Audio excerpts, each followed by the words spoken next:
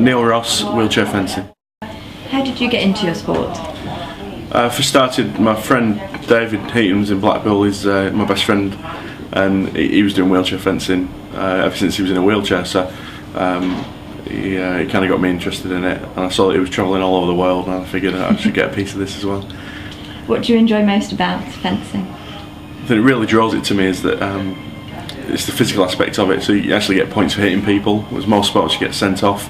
So it's a different sport from that point of view. What does a typical day in your sport involve?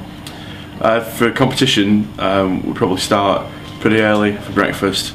Get to the competition venue around about 8 o'clock. Do a warm-up stretch.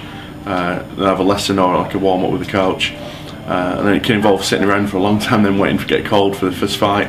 But then once that's done, that's pretty quick. Then we get maybe 5 fights guaranteed, first to 5, and then there'll be a big gap then where we'll probably have lunch and stuff, and then wait for the next round, which will be in the afternoon, direct elimination, first to 15.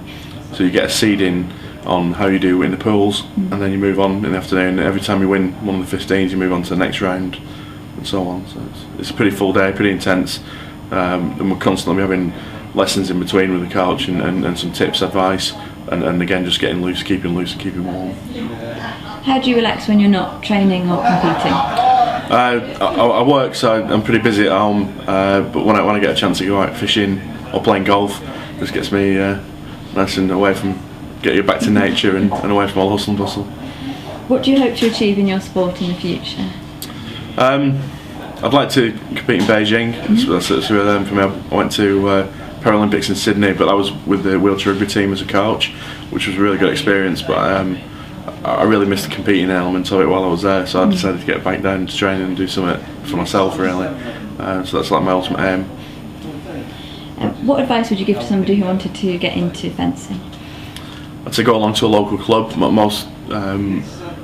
Most fencing clubs will accommodate wheelchair fencing. The coaches are really good and really welcoming. They've got all the gear. It can be quite expensive to buy equipment for fencing, but just to try it out first, see if you like it. You can borrow gear and have a go with it. Have a go with the coach really. And what have you got out of this trip to Hong Kong? Oh, it's been really great. I think the best thing is like the camaraderie that comes from the different squads. We've been really mingling well with the other sports that are here. Made some new friends. And just discussing the way that they train and picked up some new ideas, and some of the things we've done together as groups has been really useful and generated some new ideas. So it's been really well. The transport has been fantastic. Food's great. So as an athlete, that's what you want. Brilliant.